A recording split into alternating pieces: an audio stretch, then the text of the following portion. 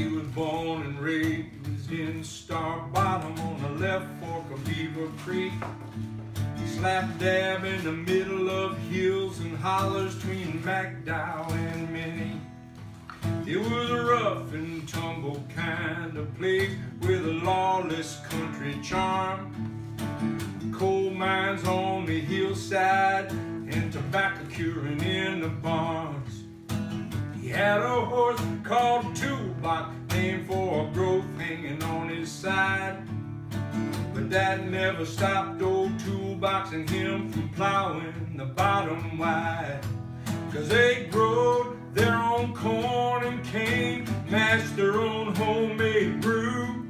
In election year, heck, a pound of that stuff would get you a vote or two. He's traveled this great land of liberty, but down home Kentucky roots, they run way down deep. He's walked a mile or two in what some might call high cotton, but when it's said and done, he's never far from Star Bottom.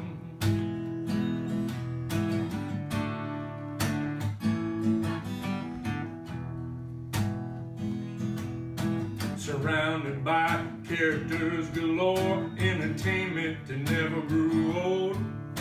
Sitting around Roe Turner's store, listening to the tales they told. Moonshiners and miners and the regular folks, he and Gibby knew them all by name. Talking about everything under the sun, from the weather to the basketball game. Eating ice cream, sipping on RC colas, they heard all the latest news. Local politics, the world at war, did Arnold shoot his wife, Homie Hughes? It was hard times of the good kind, young life growing old too fast. The thought never really entered his mind, too soon this all would pass. He's traveled this great land of liberty, but down home Kentucky roots, they run way down deep.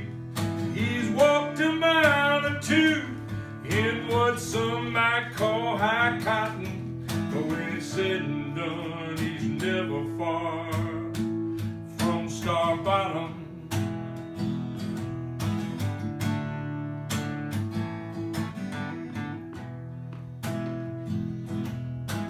Able to church on Sunday mornings, dinner on the grounds at noon, raising Cain on Friday night after sneaking out the old man's coop.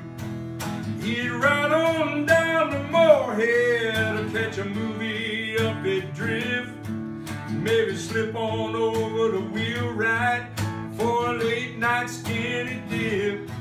Might pick up Virginia May and Garrett for a little loving rendezvous.